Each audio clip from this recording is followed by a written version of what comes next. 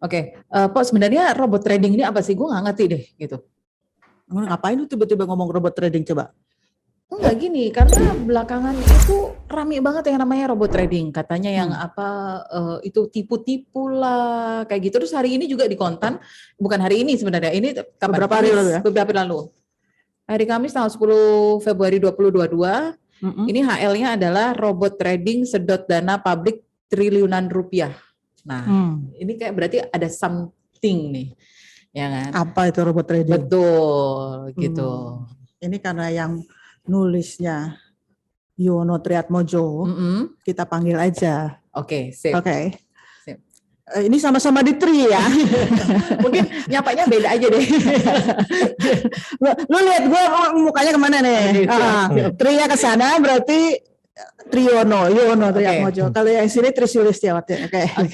Oke, Tri, gimana nih? Bisa diceritakan ya robot trading sedot dana publik triliunan rupiah. Ini tuh apa sih sebenarnya? Oke, baik. Terima kasih nih sebelumnya. Saya juga sudah diberikan kesempatan ya untuk kemudian bisa bercerita tentang cerita di balik headline Kontan saat itu gitu. Nah, jadi memang berasa kayak ini ya, belakang layar film. Jadi memang merebak tawaran robot trading ini kan sebenarnya sudah cukup lama ya. Jadi artinya terutama ya ketika COVID melanda jadi pandemi, itu kemudian banyak masyarakat yang punya waktu luang untuk berinvestasi, katakanlah seperti itu gitu.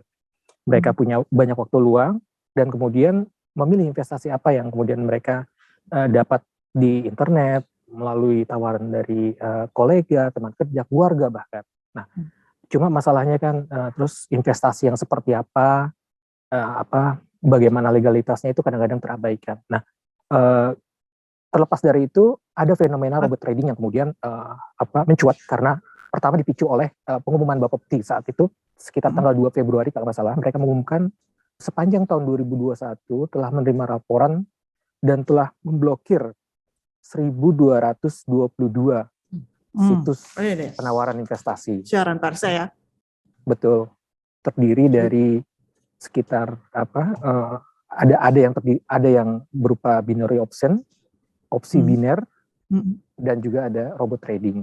Nah, Bapepti sebenarnya beberapa waktu sebelumnya memang sudah menutup ya, sudah memberikan warning juga ke masyarakat. Namun seiring dengan waktu mungkin itu diabaikan atau mungkin karena masyarakat ya sudah kadung nyaman dengan profit fix yang dijanjikan oleh para penjajah robot trading tersebut gitu. Nah, sebelum lebih jauh ya Tri ya, Tri yang ini.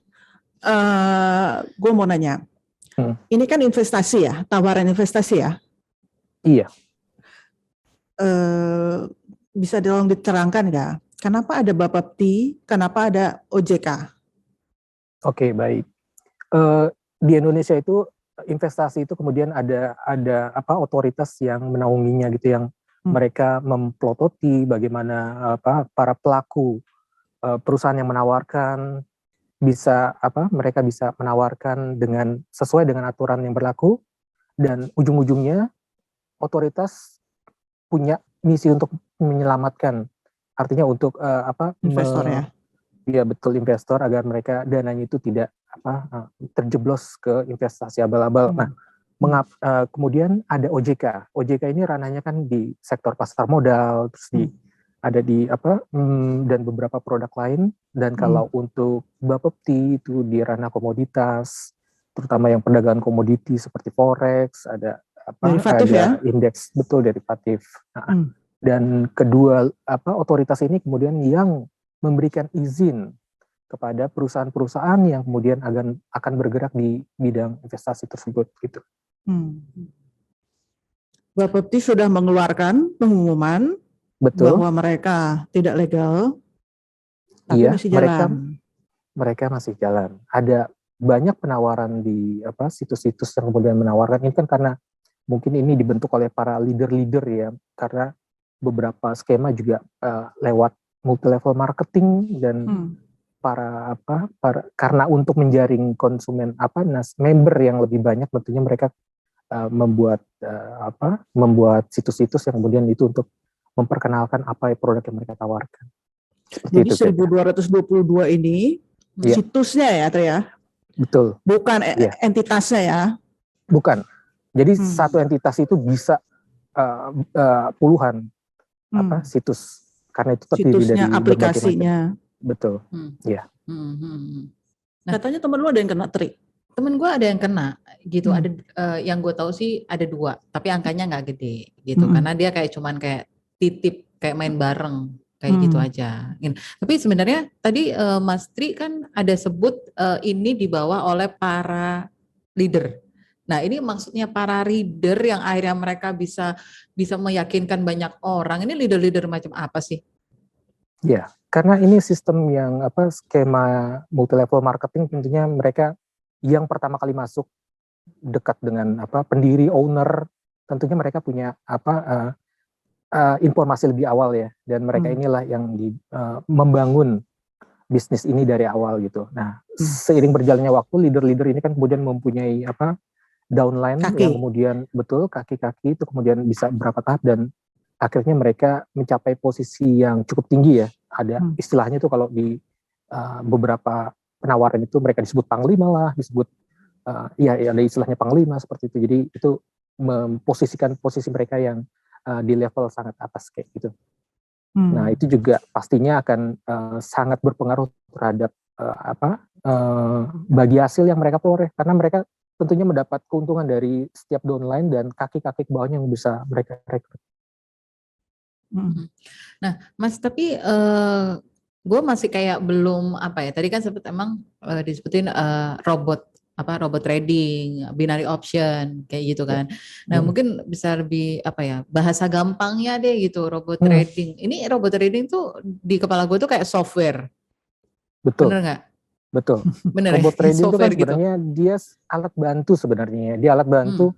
Jadi gini, kalau kita ini sebagai investor itu kan kadang tidak punya waktu yang cukup banyak ya untuk standby di depan laptop, komputer untuk kemudian bisa mengawasi pergerakan harga falas ataupun komoditas yang lain gitu. Nah, ada yang namanya kemudian banyak entitas yang kemudian menciptakan robot trading ini, atau sebenarnya robot trading ini kan adalah expert advisor ya. Dia expert advisor yang kemudian dalam platformnya itu kemudian dimasukkanlah itu unsur-unsur misalnya seperti unsur teknikalnya seperti apa yang dikehendaki, sehingga dengan algoritma tertentu, jadi si platform ini kemudian dia bisa menentukan saat kapan dia bisa masuk, terus dijual, dan kemudian bahkan sampai menetapkan potensi keuntungan dan potensi kerugian yang kemudian dia harus keluar kayak gitu. Jadi membatasi kerugian seperti itu. Nah, kalau untuk binary option? Kalau untuk binary option ini kan sebenarnya binary option ini sebenarnya lucu ya. Lucunya gini, karena OJK sendiri udah menyatakan bahwa ini bukan investasi, ini judi gitu. Judi, dia cuma menebak.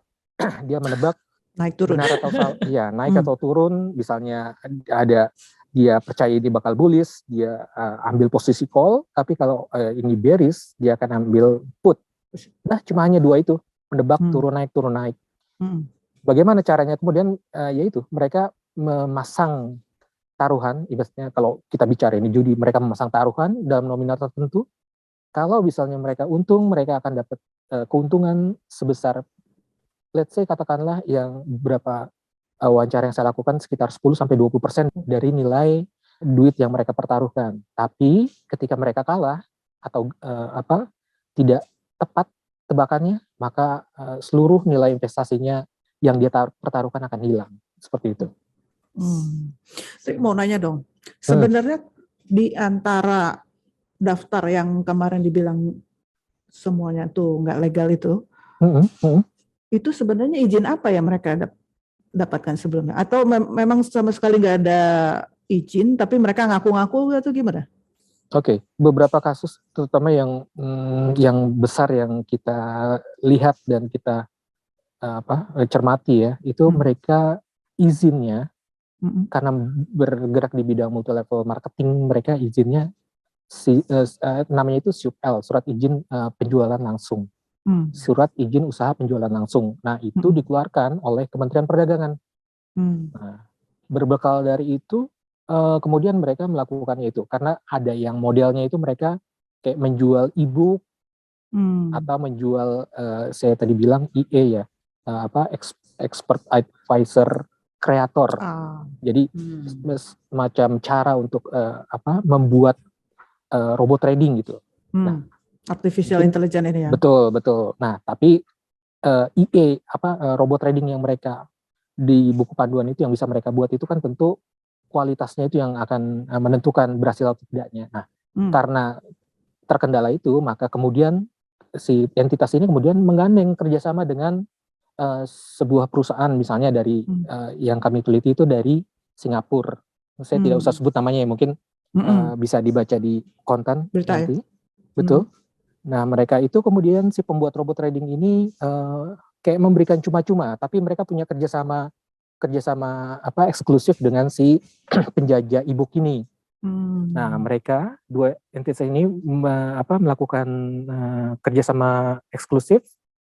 Mereka memberikan robot trading ini secara cuma-cuma, namun deposit untuk trading yang kemudian menjadi satu paket dengan pembelian e-book itu harus ditempatkan di broker-broker yang sudah mereka tentukan. Nah, broker-broker itu ada di mana?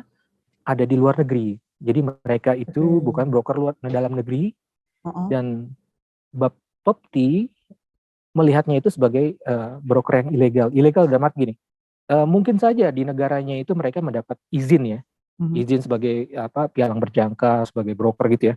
Namun di Indonesia mereka tidak memperoleh izin itu dari Bapepti. Jadi ibaratnya kalau misalnya entitas itu mau berusaha di dalam negeri di Indonesia, ya mereka ibaratnya harus mengikuti apa peraturan di Indonesia gitu. Dan itu semua diatur oleh Bapepti. Bapepti punya surat izin untuk para pialang yang memang menjadi anggota, yang kemudian menjadi anggota bursa berjangka di Indonesia. Tujuannya apa sih Bapepti kemudian harus mewajibkan perusahaan-perusahaan broker yang ada di luar negeri itu untuk terdaftar di Indonesia, misalnya seperti itu ya. Ya tujuannya balik lagi ke perlindungan masyarakat. Karena apa? Karena di aturan tentang perizinan perusahaan berjangka itu banyak ditetapkan aturan-aturan, seperti misalnya saya bilang ada aturan modal minimum dari pialang berjangka itu sekitar 2,5 miliar. Ada modal minimumnya. Nah, kalau ini tanpa modal minimum ya. Nah, kita nggak tahu kan perusahaan ini benar atau enggak, kita nggak tahu karena mereka juga nggak terdata oleh Bapepti, dan mereka jadi gini, bahkan di aturannya itu ada fit and proper test kok untuk untuk direksinya, untuk jadi Bapepti itu mensyaratkan di pialang berjangka itu harus ada 3 wakil pialang, di mana salah satunya bertindak sebagai direktur. Nah, 2 lainnya bisa sebagai pegawai di perusahaan berjangka itu, dan itu pun harus melalui fit and proper test. Jadi itu Bapepti akan mengecek track record dari si calon pialang berjangka tadi, calon direksi tadi juga dicek apakah mereka punya track record perbuatan tercela atau tidak. Tujuannya apa? Ya lagi-lagi ini untuk mengamankan betul bahwa broker itu tidak punya niatan buruk untuk mengelabui masyarakat, menghimpun dana dengan ilegal segala macam. Tujuannya seperti. Tapi Tri, ini kenapa bisa sampai triliunan rupiah uang masyarakat masuk ke cangkung sini? Betul. Jadi kalau nih saya cerita mengenai seorang narasumber konten ya, dia nggak mau sebutkan identitasnya, sebut nama inisial saja GB, dia bilang. Wanita, umur 24 tahun. Jadi dia cerita bahwa saat awal pandemi itu, saat masa pandemi, dia tuh juga susah gitu. Maksudnya susah, ya penghasilannya turun, mungkin banyak pembatasan dilakukan. Nah, akhirnya ya dia mencoba mencari tambahan dana dari mana? Dari tawaran investasi seperti ini gitu. Dia ditawarkan oleh oleh rekan ayahnya. Ini ada investasi, imbal hasilnya fix ya, sekitar ya 1%, let's say sehari.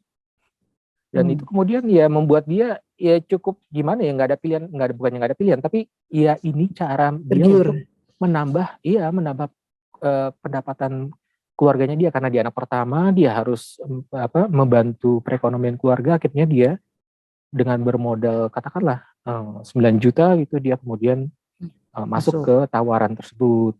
Nah, kayak gitu. Nyangkut Nah, akhirnya.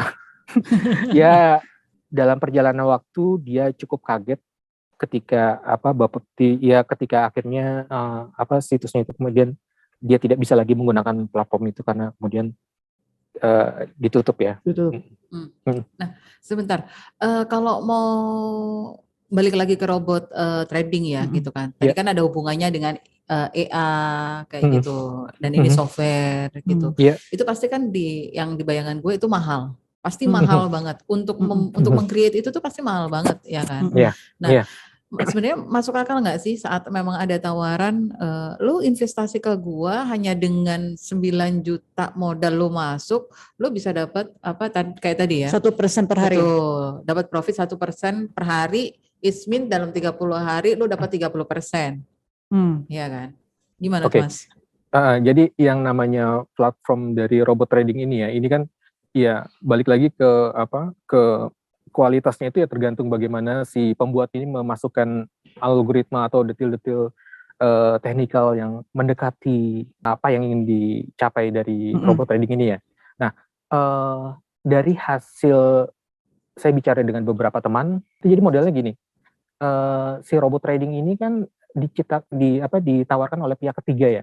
Jadi kita bicara yang legal nih misalnya nih, ini ada perusahaan broker dalam negeri yang kemudian bekerja sama dengan pembuat robot trading. Jadi ketika si investor ini masuk, kemudian mendapat akun dan kemudian dapat tawaran dari rekan kerja si perusahaan broker ini. Jadi mau nggak memakai robot trading kami segala macam kayak gitu. Nah, dari situ kemudian kan si investor itu bisa punya pilihan, ya mau ikut atau tidak, mau ini atau tidak, tergantung pilihan dia. Nah, berapa sih biayanya gitu? Nah, katanya sih kalau sumber saya bilang itu ya rata-rata untuk robot trading itu dipungut investasi sebesar 2 juta. Coba cek lagi ke beberapa orang gitu yang kemudian sempat menawarkan robot tradingnya.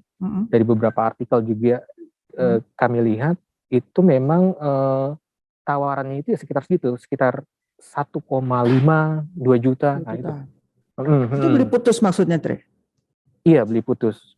Tapi ini kemudian bisa digunakan hanya ketika si orang itu tercatat sebagai investor di broker tersebut, kayak gitu. Nah, bagaimana dan dengan? Dan itu nggak ngasih jaminan ya? Dan itu nggak ada jaminan. Nggak ada jaminan. Jadi produk legal, Tri? Sebenarnya ini yang dikatakan legal ilegal itu kan masalah perizinannya, Mbak. Jadi ketika itu ditawarkan oleh broker yang tidak berizin di Bapepti, itu menjadi ilegal. Tapi ketika itu kerjasama dengan broker yang terdaftar di Bapepti, itu legal. Karena memang robot trading ini kan semacam kayak alat bantu ya. Aplikasi ini bukan, ya. Iya betul, aplikasi ini bukan hal yang melanggar hukum atau tidak. Nah, cuma masalahnya broker yang menawarkannya itu legal atau tidak, terdaftar di Bapepti atau tidak, itu yang jadi titik persoalan. Ya. Betul. Nah, Mas, dan nggak ada jaminan mestinya. Dan nggak ada jaminan itu bakal untung 1% per hari ya? Itu bukan jaminan. Nah, Mas, ini karena gue penasaran ya sebenarnya ya, beberapa waktu yang lalu enggak sih sebenarnya, kemarin gue ada browsing ya kan, ini kan banyak yang ketipu gitu kan. Nah, sebenarnya nasib perusahaan yang menawarkan investasi ini tuh nasibnya gimana sekarang? Dibiarkan melenggang begitu saja atau memang sudah ada yang dilakukan proses hukum atau kayak gimana? Oke, jadi kebetulan Kontan bisa wawancara dengan Direktur TV Dexus Barreskrim Polri sekitar hari Jumat pekan lalu. Nah, beliau itu bilang bahwa saat ini TV Dexus sedang menyelidiki 4 perusahaan penawar robot trading yang melakukan penawaran robot trading. Nah, dari keempatnya itu, 1 diantaranya sudah masuk proses penyidikan dan sudah ada penetapan 6 tersangka. Nah, beliau juga bilang bahwa tidak terbatas sampai situ aja. Jadi masih pekan ini, karena itu kan dia bicara Jumat pekan lalu, pekan ini bakal ada rapat koordinasi lagi dengan Kementerian Perdagangan, dengan Bapepti, kemudian untuk menindaklanjuti masalah robot trading ini, dan mungkin akan muncul lagi para tersangka baru atau mungkin perusahaan yang kemudian masuk proses penyelidikan gitu. Kayak beberapanya diantaranya yang seperti Kontan Tulis, ada perusahaan yang kemudian sedang diteliti apakah dia melakukan pelanggaran atau tidak, kayak gitu. Nah, kalau ngomongin ada perusahaan yang diteliti di sini, namanya SMI ya? Betul, ada. Iya betul, salah satunya yang sedang diteliti lagi oleh TPDexus adalah PT Symbiotic Multi Talenta Indonesia, SMI, atau yang terkenal dengan Net 89. Ya, nah kan prosesnya saat ini masih penyidikan. Enggak, kalau yang SMI ini prosesnya masih, bahasanya TPDexus saat itu sedang diteliti. Sedang diteliti. Sedang diteliti. Kalau sedang diteliti, apakah aktivitas dari perusahaannya itu tetap berjalan atau gimana, Mas? Sudah dihentikan. Sudah dihentikan, dan kebetulan kami hari Selasa atau Rabu ya, kami bertemu dengan ownernya dan pemiliknya. Nah, ownernya mengatakan bahwa kalau versi ownernya nih, bahwa kami menghentikan dengan sukarela. Itu bahasa ownernya. Kami menghentikan dengan sukarela karena pemerintah sedang melakukan bersih-bersih tawaran robot trading. Itu bahasa ownernya. Nah, kalau di pengumuman Bapepti kan jelas tuh bahwa Bapepti menghentikan bla bla bla bla segala macam. Termasuk salah satu yang disebut itu adalah perusahaan yang kami sambang itu, Symbiotic itu. Tri, tapi masalahnya gini, Tri. Kalau gue buka website ya, beberapa kali atau YouTube, itu kan sering tuh masuk iklan. Iklan, dia nggak nyebutin robot trading sih, tapi ya kayak begitulah, forex dan segala macam, banyak banget, dan sampai sekarang masih. Nah ini gimana sih koordinasinya sebenarnya? Nah iya, ini lagi-lagi kan sebenarnya masyarakat juga, iya gimana ya, maksudnya masyarakat juga yang kemudian membuat membuat hal ini jadi menjamur juga, karena kalau tidak ada demand, ya penawaran ini juga pasti akan redup dengan sendirinya ya. Tapi nyatanya banyak masyarakat yang mungkin masih tertarik segala macam, jadi yang kemudian membuat penawaran ini ya tetap aja menjamur gitu. Jadi sebenarnya kita masyarakatnya juga punya tanggung jawab juga, bahwa ya semakin waspada berinvestasi lah.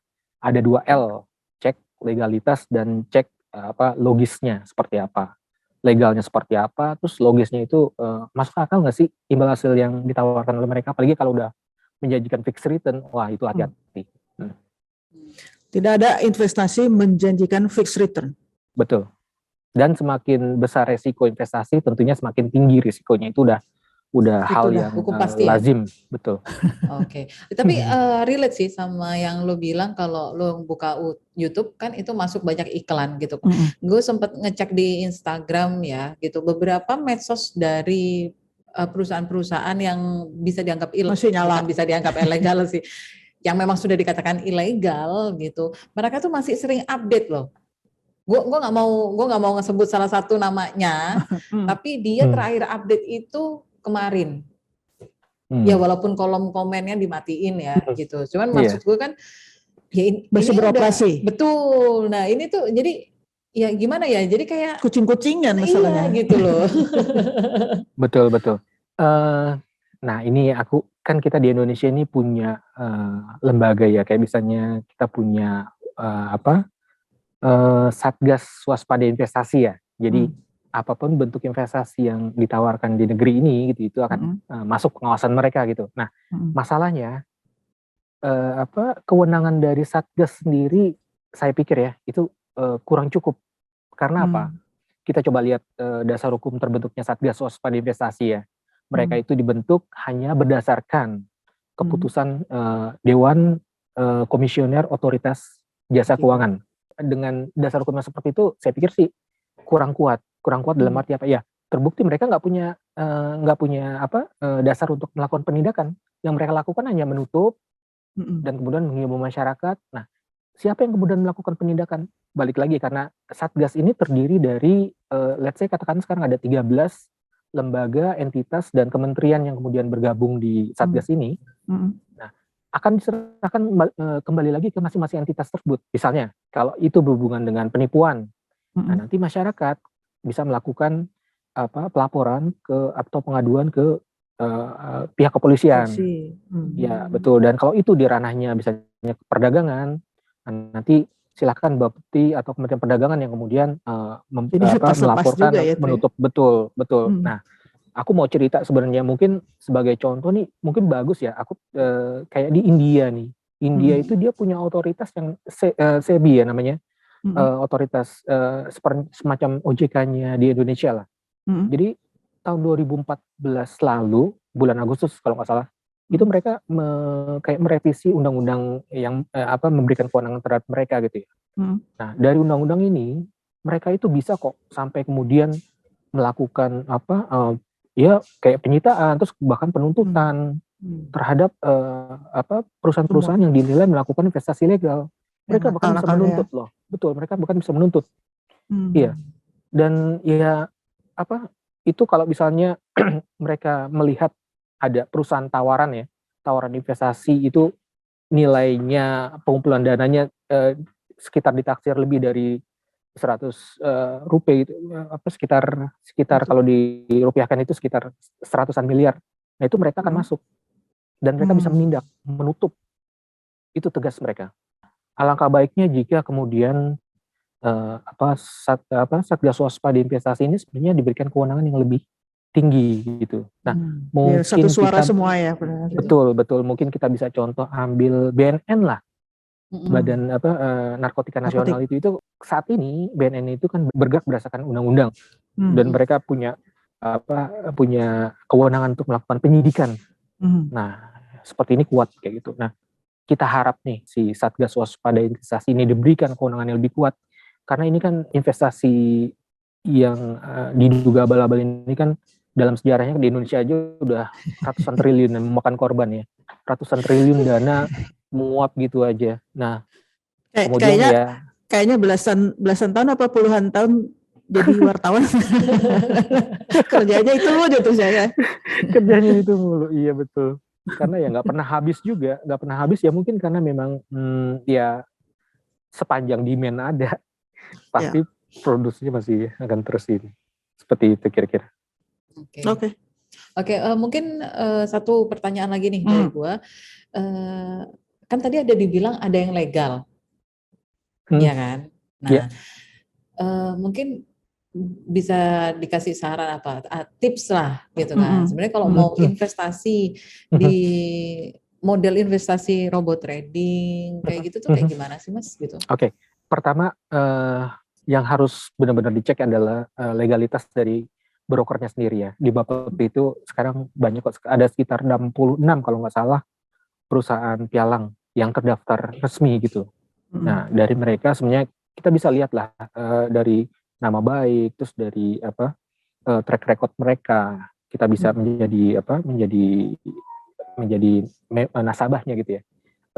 Yang penting ya pastinya masyarakat juga harus mencari informasi yang sebanyak-banyaknya karena ini kan duit masa depan kita ya. Investasi itu kan untuk masa depan yang ya untuk jangka panjang. Jangan sampai kemudian duit hasil tabungan kerja keras itu sia-sia, hampir gitu aja karena kita nggak kurang teliti untuk melihat kemana dana itu kita tempatkan. Nah, ada banyak sarana yang bisa kita lihat. Internet kan juga sekarang bisa ngetrace banyak informasi mengenai keberadaan perusahaan. Apakah Bapepti juga kita bisa cek apakah itu terdaftar atau tidak gitu. Jadi sebenarnya nggak ada alasan juga masyarakat kemudian bersikap masa bodoh. Yang penting gue dapet return sekian, tapi ntar kalau rugi teriak-teriak. Nah itu juga giliran untuk diem-diem aja, giliran rugi teriak-teriak, nuntut ini, minta ini tanggung jawab. Nah itu repotnya di situ juga. Jadi kita juga mengajak masyarakat lah untuk kemudian bisa dewasa berinvestasi gitu. Cek legalitas, cek rasionalitas. Oke. Sip, thank you Mas Tri. Gue sekarang udah sangat jelas nih robot trading itu kayak gimana, ya kan ternyata ada yang legal dan ilegal kayak gitu. Dan yang binary option sendiri sebenarnya itu adalah sistem investasi ya. Bukan cara investasi. Iya, kalau cara investasi yang memang tidak legal. Iya. Bahasa OJK itu adalah perjudian. Gue jadi inget ini loh Mas, jadi apa sih yang kayak kita main di kasino ya kan, udah tebak-tebakan angka kayak gitu. Betul. Ya siapa lagi sih, ya maksudnya memang enak banget ya tinggal nebak naik atau turun terus kemudian bisa, ya siapa sih nggak tergiur gitu, kita nggak usah berkeringat untuk nyari mikir nih mau naik apa turun, tinggal aja yaudah mau put atau mau call gitu. Oke, kalau kayak gitu Mas Tri, gue cukup. Sudah. Oke deh, kalau kayak gitu silakan kembali bekerja. Oke. Nanti mungkin kita akan ngobrol lagi kalau ada liputan yang menarik lagi ya. Siap. Oke, thank you Mas Tri. Thank you Tri. Sama-sama, terima kasih.